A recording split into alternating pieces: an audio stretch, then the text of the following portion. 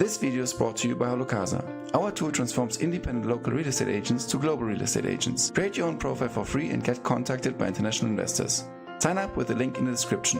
Hello and welcome everyone to a 239th session of HalloCasa. My name is Michael and today I'm talking to Amit Chopra from Goa, India. Amit is the president of the National Association of Realtors India, the country's leading organization representing real estate professionals and promoting ethical, transparent business practices. He's also the director of Escala Realty, one of Goa's top firms offering comprehensive real estate and project consultancy services. With over 30 years of experience, Amit has been instrumental in shaping India's real estate ecosystem, from building trust and professionalism among agents to understanding the evolving mindset of today's home buyers. Amit, it's an honor to have you on the show. I've never had someone on the show from Goa, India, and obviously you as the president of the National Association of Realtors in India, I feel a lot of gratitude for you giving me the time today. How is the market right now in India and in Goa especially? Michael, it's an honor for me to be on your show.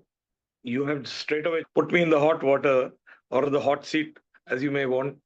The market, India is a very interesting market. It is very interesting for the international investment perspective for quite some time now. And last decade, the market has been, how do I say it, hotting up, becoming more and more people have been coming. But there is always a time when little bit concentration happens. And that time has been last year, continuing till now. And in fact, I'll tell you, Michael, this time period has now offering a great chance to people to catch up with the opportunity they have missed. Whenever a market overheats and slows down for a period, you get great opportunities coming in for investment. So that is the period right now. We are seeing golden opportunities come by. And as far the future goes, I did a research paper for NAR-India, which was released in Dubai, in the Dubai Land Show by the Dubai Land Department and us together, jointly by NAR-India and Dubai Land Department in Dubai. It is a predictive research and analysis of what things are going, how the financial reports have that, which have been done by many different groups like Colliers, Knight Frank, Government of India figures, the Viksit Bharat figures, other research studies, other companies, and our own NAR-India, and a management college along with us, and a chartered accountant, based on certain inputs from them, and a chartered accountant along with me, who co-wrote the book because there were taxation issues and things. It was basically telling NRIs, OCIs, that what opportunities they have, what kind of taxation they face. But the interesting part in it is for everybody. So the interesting part is such, Michael, that in India, the next 25 years are going to be our golden period. So as this book was written earlier, last year, I'll give you the figures in that book. I'll correlate it with the current figures right now. India was around 3.5 trillion last year, the GDP of India.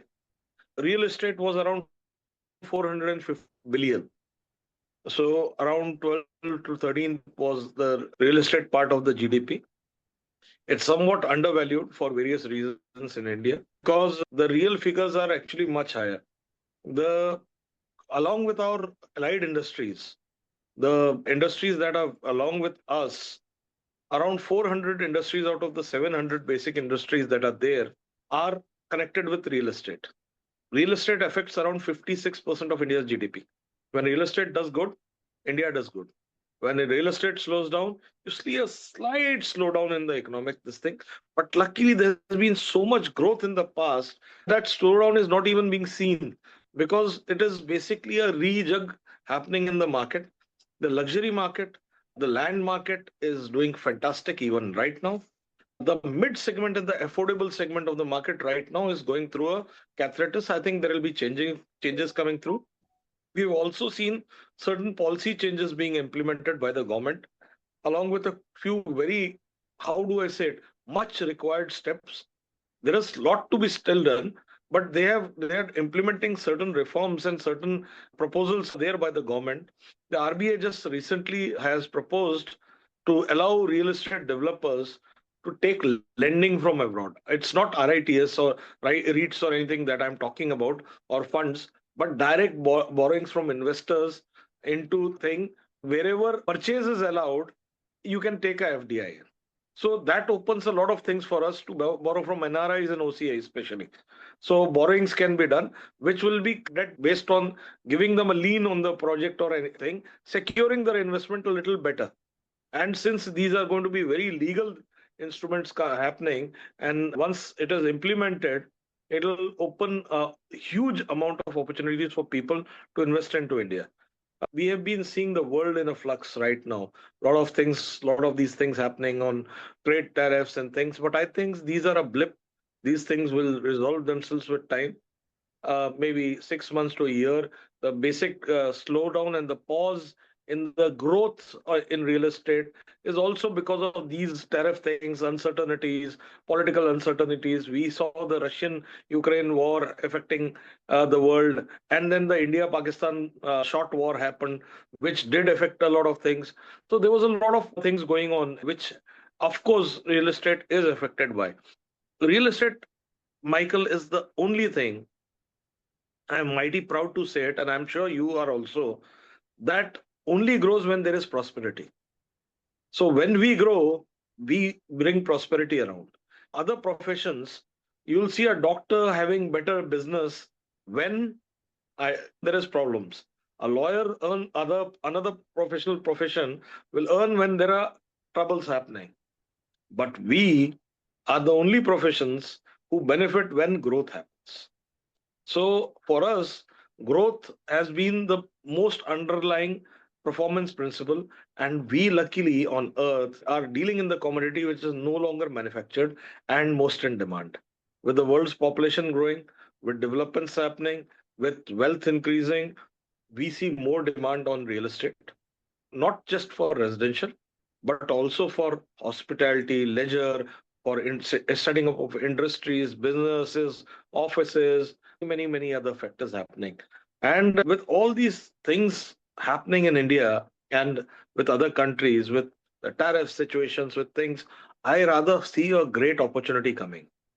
There's a famous saying that our Prime Minister in India says. He says it in Hindi, but how do I say it? He calls it opportunity in crisis, right? These crises that are happening in the world are offering new business opportunities, are also offering us a golden chance to be able to formulate new more norms, new ways of investment, and new ways of how collaborating with others to grow business. And with us looking at those opportunities, a lot of people in US and UK, many other countries, Indians who are there abroad are now again looking at India to invest in India. They for various reasons feel a bit maybe insecure, or and some of the Indians also are looking to invest out for various reasons. So there is a lot of opportunity of doing business between various countries, collaborations that are happening through NAR-India, through other opportunities, through the government channels, are bringing in great opportunities for business, intercountry business in a way that was never done before. Like your own platform. People on that platform, if they are part of that platform here in India, will get a chance to interact with people out.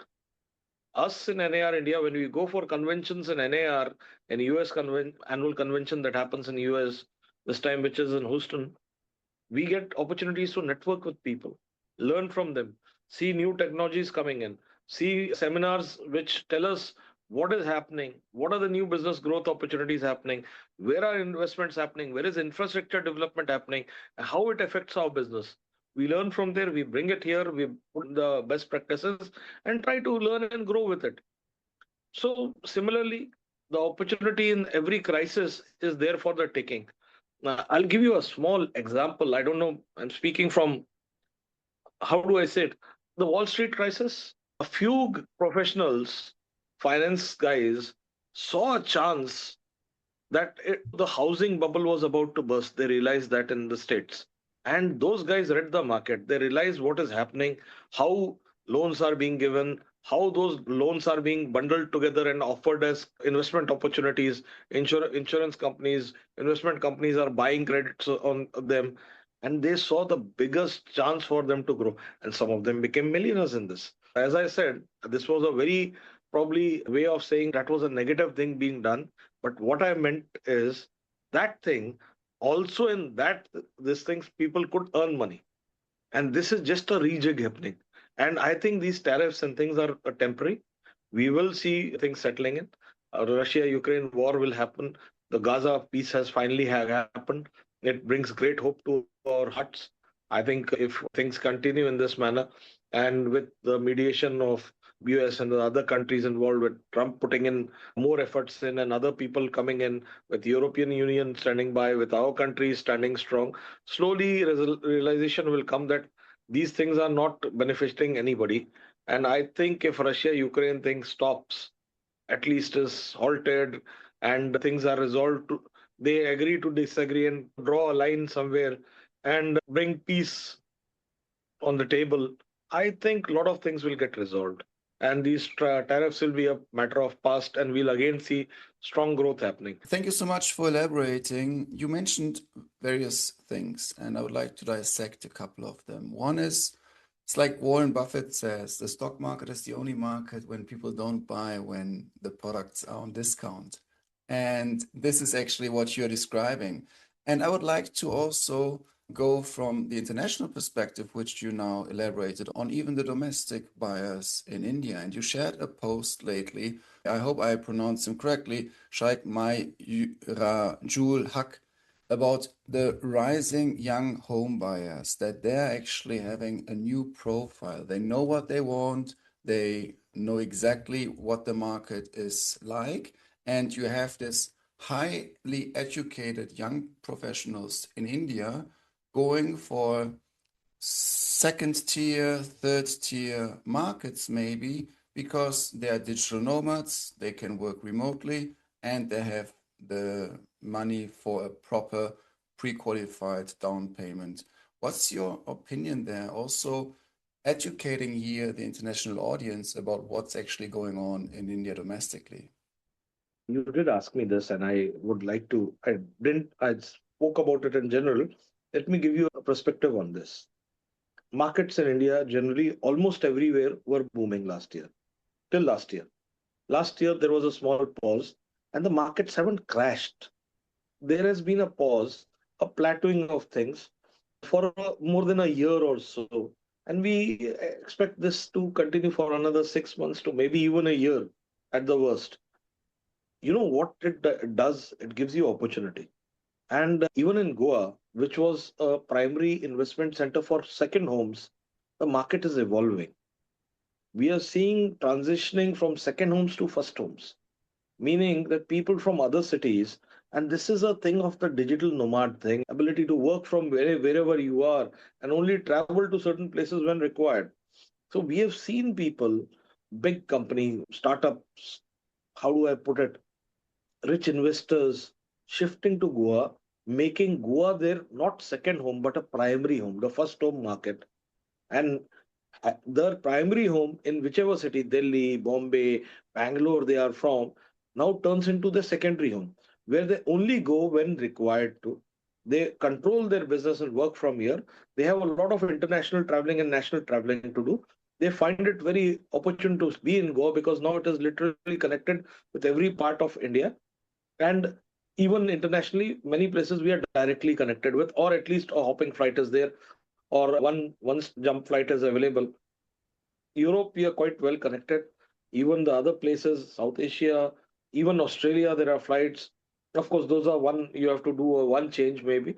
Even US, we do a one change from here, or we fly to Bombay or Delhi or Bangalore, and from there are direct flights to US also. What happens is the advent of the digital age crept up slowly. People didn't even realize how what a big change it was bringing. And in India, air travel was considered a luxury earlier. Past 25 years, from a luxury, it has become a thing for the common man also to do. And initially, even technology, the mobile revolution, the internet thing, a thing of you and me talking on a Zoom call, you doing a recording with me, a podcast with me, speaking with me, would have been unheard for unless you were in a very select few. Now it is so commonplace that I hear of students doing sessions, interactions with other students across the world. So we are still catching up. The younger generation, as you rightly pointed out, has gone way ahead of us. The young professionals that have come in have taken it to the next level. Next level, some of them are looking at places like Goa in India, but there are other opportunities also. And in India, the greatest opportunity, I think, is in the market that you just mentioned, the two-tier and three-tier cities. There, the kind of change that is happening with the road networks getting better, with the transport facilities getting better, with them having the airports, not just domestic, but even international airports happening, with the kind of growth happening, with the kind of expansion of facilities coming in, with the how do I come in, the catch up of the digital age happening in India. So we were known to provide service to the world. Now, you know what is happening? There is a huge domestic market which requires service now in India, and it is growing every day. We are becoming more and more digitalized, catching up with the world, not just in the tier one cities or just the metros, but the tier two, tier three revolution change is happening. So India was primarily a country of rural population. 65% is rural population as we speak. We were 15% urban few years back or few decades back. From 15, we have crossed 30%. And it is slated to become 50% urban population. And most of that population is going to go to tier 2 and tier 3 cities. So there is huge growth happening, unimaginable growth. I travel because of my duties as the National Association of Realtors India president. I have to travel to various associations. We are an association of associations.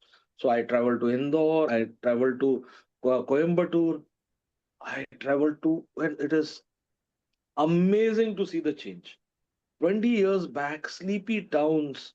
You think these towns are not going to grow, there are nothing there. And suddenly look at them. A metro will be put to shame with the kind of development happening there, the kind of spanky new buildings coming in, malls coming in, data centers being built, a lot of software companies coming in, hardware companies coming in, manufacturing companies coming in, with India pushing a lot of in the make of India, this thing, advent and the road network, warehousing of and logistic thing building up. I think one of the biggest growth factors are going to be in the logistics and warehousing industry in India. The kind of opportunity they are bringing is unheard of, and that is, frank, that is not my field. Yet I am telling you that the opportunity I see there is so huge that it beats every other one. Yet housing, especially urban housing, remains a fact. And you know what I think is going to be the biggest in this industry and what is going to be considered luxury in future? It what Europe and other places earlier used to have the luxury estates. Go to a place in Italy, they have those old houses sitting with lots of land. So that is what urban rich in India are going to look at luxury. It is not going to be the gizmos, the flashy houses. It is going to be a quiet house which gives you space, greenery, place for your family to call yourself, be yours, and you be able to live quality life. That is the huge change of definition of luxury that is coming into India slowly, which people have not yet even realized.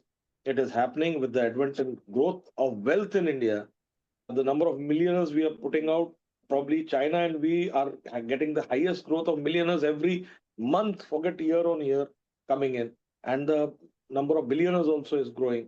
But the number of millionaires happening is so huge that I think we are at par with, going to be exceeding by 2050 what Europe have, what probably the states also may have. So that kind of wealth growth happening gives tremendous opportunities in the luxury market segment also. So warehousing, luxury market segment, of course, with a population growing, with a younger population, professionals earning money and generating wealth, the mid segment is also growing. But we have been petitioning the government and they are in the process of doing things on it. The affordable market requires to metamorphose into something much better. I think more regulatory changes are required. It is high time that government thinks in India of declaring real estate as an industry and giving professional status to brokers. With the advent of RARA in India, a lot of professionalism has started coming in the primary market. But even the secondary market requires a lot of regulation. And we at NAR India have been telling the government that we require the secondary market also to be under RARA. And we require norms to be more stringent, yet people who are following those norms also should be protected, should be given equal opportunity. It should be a place where equity of business is given, right? Equity. And we are not asking for equality, we are asking for equity. The amount of the work that a realtor puts in is recognized world over. We generate wealth, we promote places, we bring in investors, we do a lot of things. And I think slowly, grudgingly, our country is changing. I call it grudgingly because the old order does resist. And it was a very abused profession to be in India at one time. But slowly we are gaining the respect. People like us in NAR India are respected as individuals, what we are, and NAR India has gained a lot of respect. But we still have miles to go. The market per se is changed in a manner that people of repute will last in it. People who follow ethics will last in it. And why I'm saying this before I tell you the what is happening in the market is because this is what is changing the market. People with ethics, green buildings, the construction industry is changing. The way we look at things is changing. The way we look at luxury is changing. And that all is changing the market and affecting the market. So the pause is also because a lot of the market is evolving and changing in India.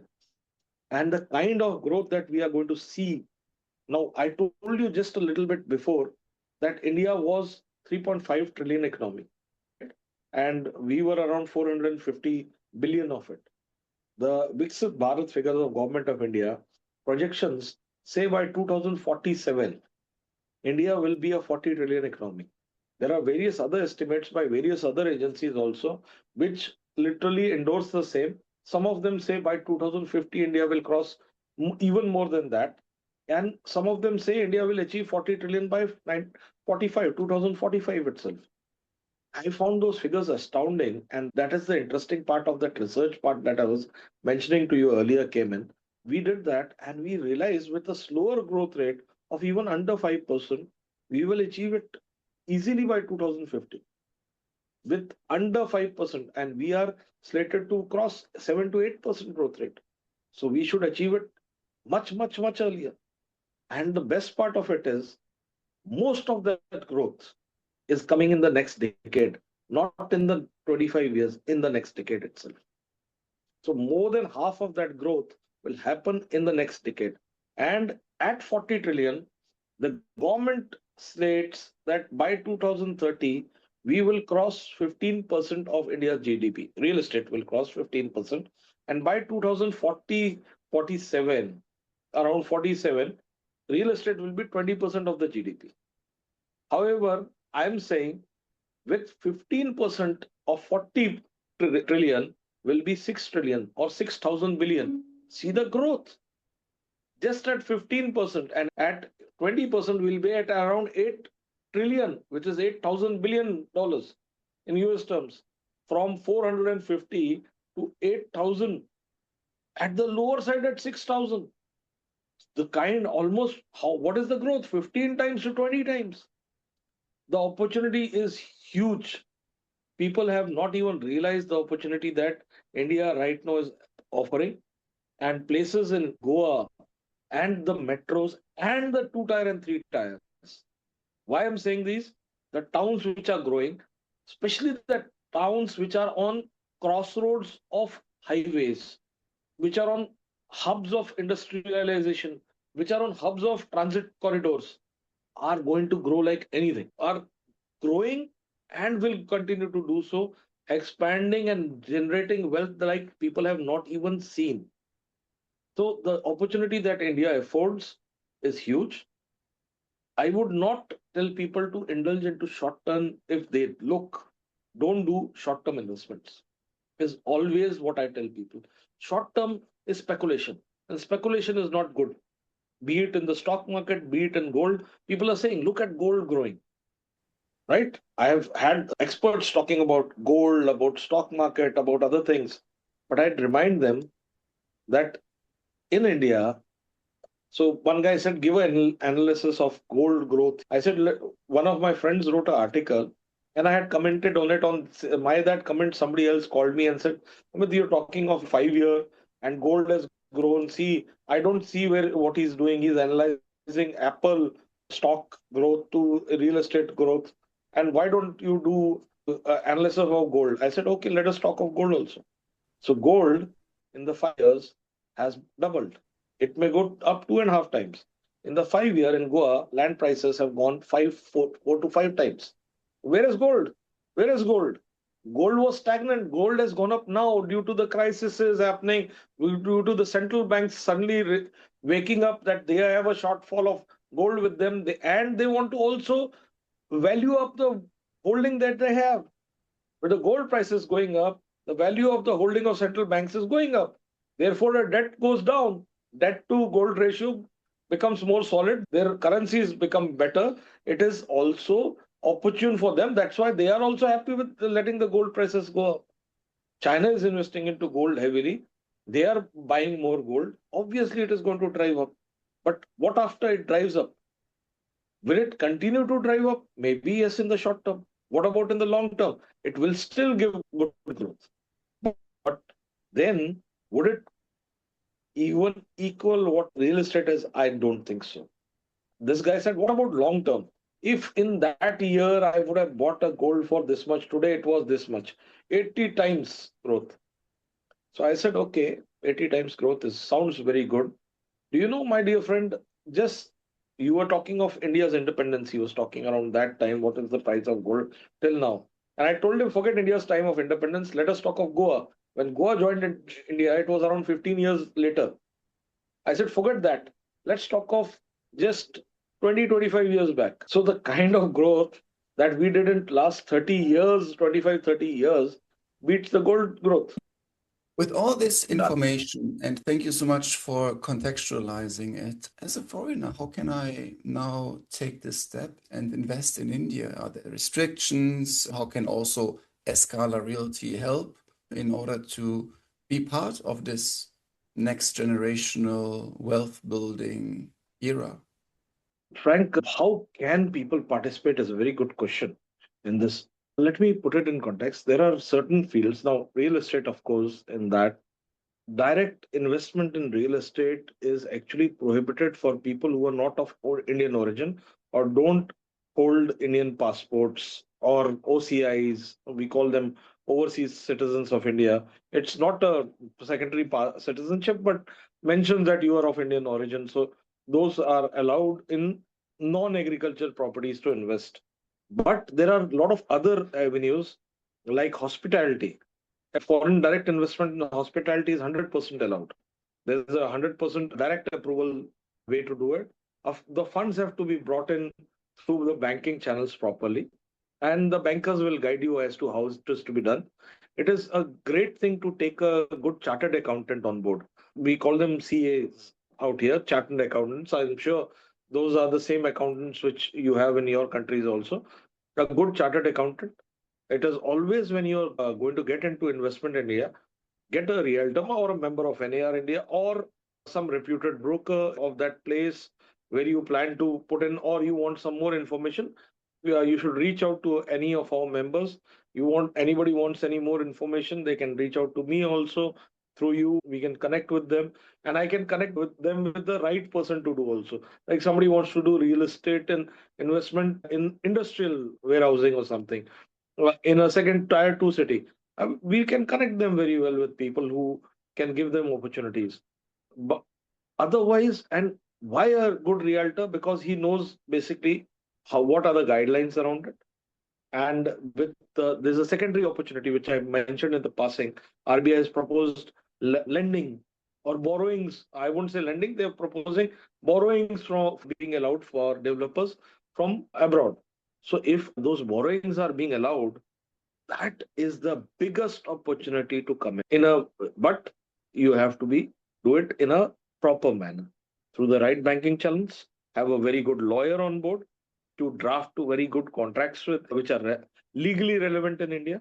For that, you require a realtor's help who can connect you with both of those, and he can get you that opportunity where you can invest also. Now, what do we do at Escala Realty? I was primarily a project consultant. I used to I also do investments and I also develop real estate. We are more into luxury and sales, marketing, development of luxury real estate rather than anything. Also, a little bit of premium real estate in Goa and a little bit in South Maharashtra. My own company. We are basically a real estate brand. We come in, people to know us, they trust us. So we do SPVs with various people, collaborate with them and set up a project and do the project with that. We have evolved with time from just being a broker or just being a contractor, slowly stopping my contractor business. I turned into a project consultant and then arranging everything from people. We came to realize that we generate wealth for others. So I source the land, I source the investors, I get them a brand tie up if they are new guys. We do the financial completely inquiry, the financial investigation, prepare a FI report, do the due diligence, get the titles done, get the sanctions done, and then do the sales also for them. Of course, along with that, we do designing, handle the designing work also, and get them the person to build it also. So we did it for some time and realized that we are still doing it with a much lesser. How do I say that? Everything is being done by us. So why don't I just participate in it? And instead of just being a broker in the project or a project consultant of the project, let us start partnering up with people and put in our money where our mouth is, so it gives them more security and also gives me a chance to participate in the profits that I bring to the table. So we were bringing huge returns to other people. So if they were getting $100, I was getting $1, $2 out. I said, yeah, this is I am doing the work. The other person is getting. It was not selfish. It was a realization that came after we had some interaction with some government officials who said, we actually thought you are the developers. So we decided when the government thinks I am a developer, and yes, I do everything that a developer does. The remark was of surprise. You do all these things, and why are you not taking the profits? It was like a somebody throwing cold water on your face. Acha, I am doing everything. Yes, he's right. Then why am I doing losing the opportunity? So I realized that it requires guts to change your business. And we did that, we evolved and we started participating and we are seeing good results happening. The future looks bright. Despite the pause, we are right now in a stage, we are growing in where we have to. We are getting ready. The how do you say that giant bamboo tree in China and other places? It puts down its roots 9, 10 years, the roots grow, and then suddenly people see growth of a big tree which grows in a year or two, and they say, "Wow, this grew in 2 years." They forgot it has not grown in 2 years. It built its roots so that it could take the weight of that tree and not break when the time came for growth. So we did that. We built our roots. We had the base. We were doing everything anyway. So slowly we started participating in a very small part of it with a very 5% share. And slowly we are evolving and going up to almost 50, 51% to almost in the future, we'll be doing 100% of our own. So we did started doing that. And after the SPVs, now we're starting to do slowly, we are evolving and we'll bring it on board in the company or turn, we plan to go public after a few years. So there is huge growth in our sector also happening. Goa was an interesting thing that, Frank, you asked me. So I'll tell you one thing. Goa, the infrastructure growth is what is going to drive up real estate. It is nothing else. Forget everything. It is purely infrastructure growth which is happening. Two tracking of railways lines, the highways that are widening, and more new highways that have been already proposed and works for that government wheels have already starting for that. The state highways which are being widened and proposed to be national highways, a huge expressway from Nasik to Goa that is coming near to Goa, and then through the Bombay Expressway, it will be just 100 kilometers away from Goa, is going to connect a part which took 14, 15, 18 hours at times to reach to just 8 hours, 7 to 8 hours journey. Once the highway itself is done, it's not even an expressway. The journey will get cut down to from 12 to 14 hours to just 6 to 7 hours, halving the travel time, saving a lot of cost of transportation, of travel.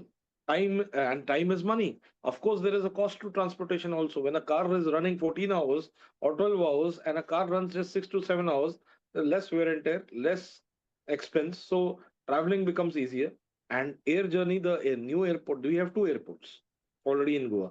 Goa has a dry port already, with the railways expanding to double tracking of railways happening, highways expansion happening, the new airport which is there, the only first phase has been implemented.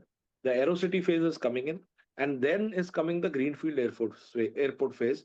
Greenfield airports basically are cargo hubs. This is slated to be the biggest. Mopa is slated to be the biggest cargo hub of Western India.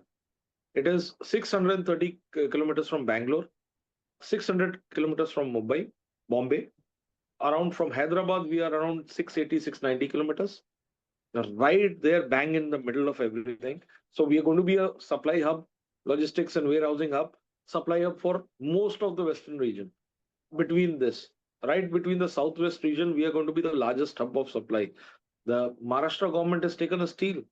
They have brought in the biggest Maharashtra MIDC, it's called. Maharashtra Industrial Development Corporation has brought in the biggest industrial estate of Maharashtra right next to Goa, offering huge opportunities of growth. And when that happens, more growth happens. Obviously, Goa is also going to benefit. So Maharashtra is taking advantage of Goa's new airport, and Goa will take advantage of the industrial development happening in Maharashtra, right on the border. It is a symbiotic relationship. Things are going to grow. The highways are being expanded, roads are happening, and our port, the Marmugao port, is being expanded as we speak. The new terminals, new things are being built. So the port facilities are being expanded. All big four of transportation are there now in Goa, which was not the opportunity earlier. So just like Goa, there are other opportunities, tier 2, tier 3 cities, which are having international airports where there were none. Airports which are domestic are being turned into international as we speak. New airports like the Navi Mumbai airport is being built. Huge infrastructure development coming in. And Goa is at the right now going to reap the benefit of infrastructure growth happening, which is going to continue for another decade or so. So Goa is going to grow. Similarly, a lot of other places are going to grow, and we are going to see growth of the kind happening which has not been seen earlier. Of course, the base of the earlier has built this, given us the roots to grow.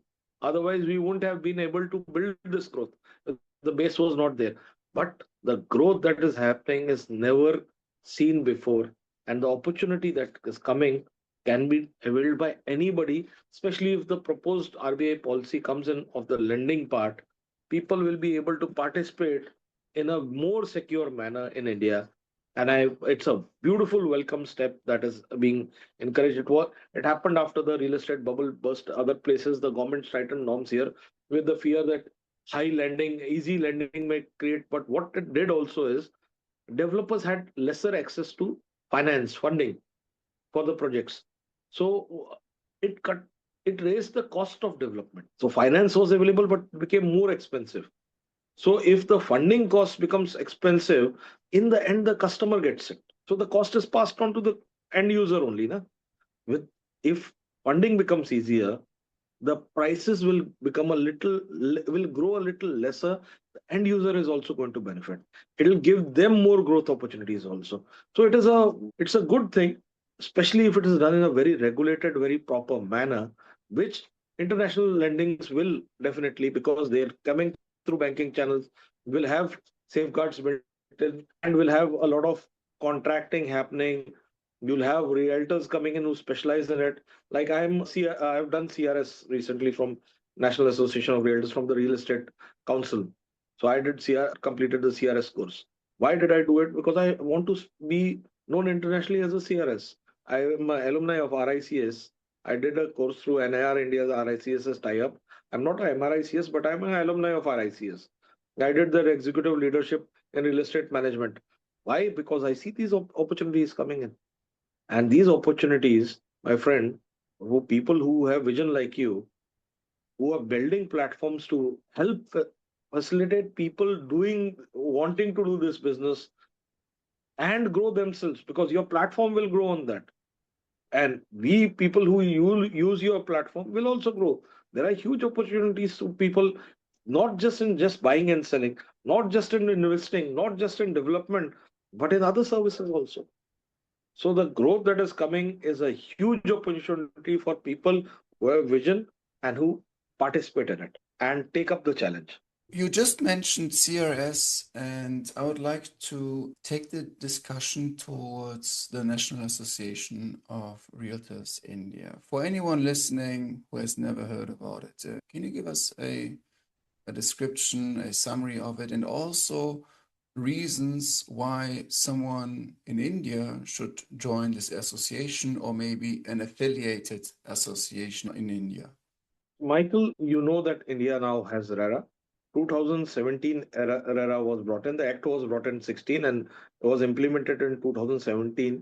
From Maharashtra was the first state it was implemented. Slowly, it has spread over India. Around more than 20 states right now have RERA. Almost every other state has got the act is being proposed, and things are being set up as we are talking. So there is a central RERA council, consultative council as they call it, under the Urban Development Ministry. So NAREDCO, which was set up with the Act of Parliament, which is a body for everybody in real estate, has got a seat on it. We are affiliated to NAREDCO, number one. Then there is CREDAI, the Developers Association, the Confederation of Developers of India. Broadly, I'm just telling you in short term what it means. So the Builders Association, it is Developers Association, it is there. And NAR-India is the third organization after them from real estate, which has got a seat on the council. So National Association of Realtors India is also on the Central RERA Consultative Council, thereby the only trade body representing brokers, agents, realtors in India on the Central Council. Now, that is the first thing. Second, we are affiliated to National Association of Realtors, US, the US body, global or NAR global as they call it. So we are affiliated to them. We were the first body in the world to be given the license to use the name National Association of Realtors as a prefix with in India as a suffix with it. So this was done around 15 years back. And since then, the body has only grown. We are present in almost 20 states right now. We are growing as we are talking. We have member associations because we are association of association in literally every major part of India. And most of our people are looked up once they become part of our association, get access to a big network. They also get to become part of a lot of training programs, a lot of other opportunities and they get to learn and grow. We have business networking. We have a business. We have got an app of our own. There is a business marketplace there where they can connect, share things with. We are building other opportunities. We are working on trying to get MLS into India. The other opportunities are also what we are looking at. We are tying up with platforms like yours, with other platforms. We are trying to bring value to our members and give them opportunities of cross state, cross city, cross country connects to do business. So that is a huge opportunity. Plus, you become part of a group which is committed to ethical real estate, conduct of trade, ethical business. We do training programs on it. We give various skill development initiatives, skill enhancement, knowledge enhancement opportunities come. And that, my friend, is value like anything else. That is the first reason that I joined National Association of Realtors India when I did around 11 years back. We formed an association. I became part of it. From there, I became a member on the governing body of National Association of Realtors. Then slowly with the work there, the leaders there recognized. They took me as the zonal head and the vice president, then president-elect. Today I'm sitting as the president. When soon after March, I'll be the immediate past president, and hopefully will be able to concentrate more on growing my own business rather than just doing the national body work. But the growth that I only have seen, forget anything else, tells you why one should be a member of it. I was a small town. Goa is not even a tier 3 city. If you, that city I come for doesn't even qualify to be a tier 4 city. Panjim, we have a population, actual municipal population of around 80,000 people. That's it. With my suburbs, around 200,000. That's it. So a small sleepy place where I come from, we have a national president there. My business has grown. Why? Because I learned seeing how other people conducted businesses. I got, I may have not done businesses with multiple people, but did I learn from them? Did I grow? Oh, yes, I did.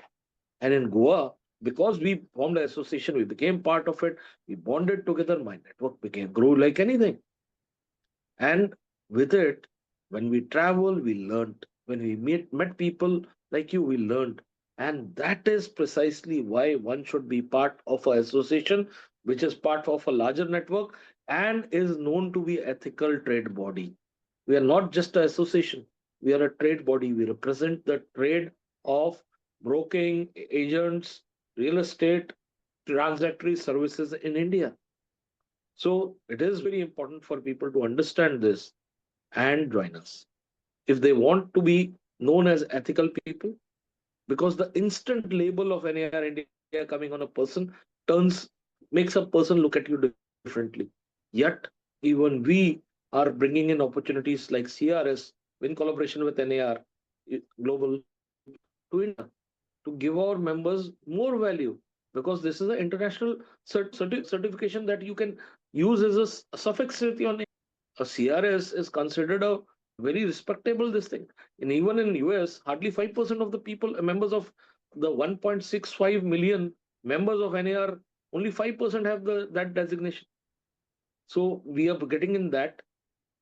We did one of the largest batches, and in a year, we are aiming this year in within a year to have the highest number of CRS designees anywhere in the world, including US, ever done in 1 year's time.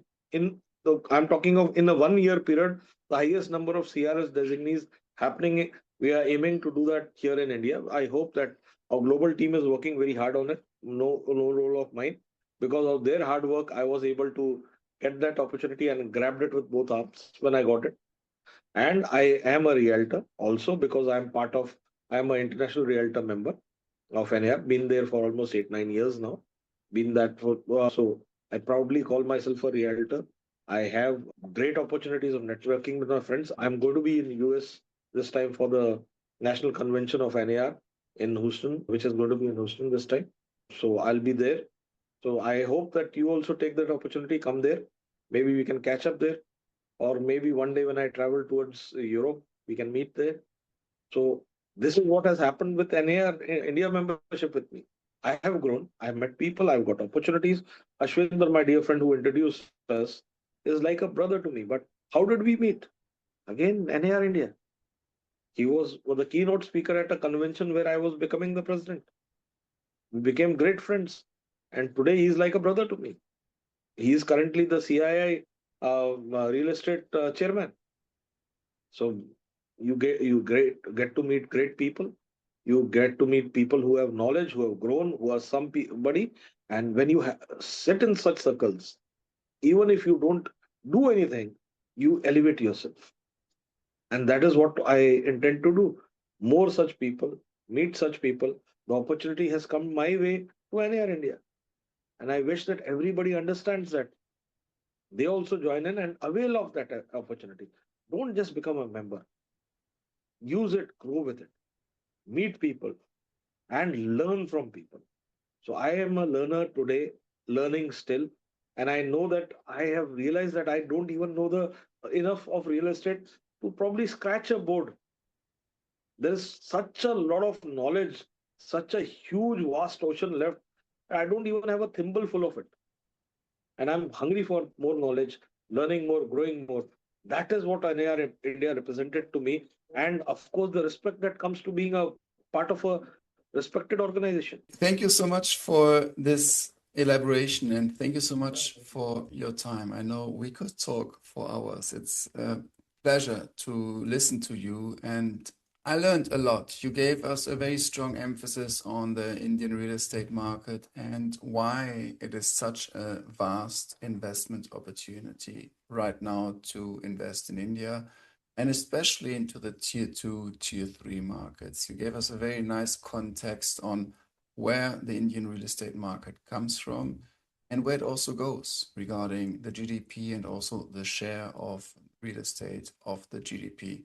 You mentioned very nice specifics about Goa and the beauty, and that it hasn't even really started to kick off along the infrastructure projects and the improvement there.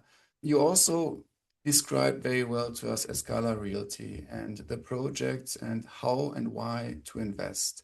And lately, you mentioned NAR-India, its benefits, the ethical standards and the code of ethics, and also the affiliations both on a sub-local level towards down each broker and each local association, but then making connections and creating a global network and learning from others and making sure that you are always improving. Is there anything else you would like to share with the audience, which we haven't touched upon, and you would like to give away? Michael, real estate is the only thing not being built more. Real estate, by what I meant is land. The population of humans is growing till probably we are superseded by another super species. We are the dominant species of Earth, which is growing, developing. And as development happens, prices of land only go up. Prices of real estate only go up. There is great opportunity in real estate. So I tell people, don't just think about it.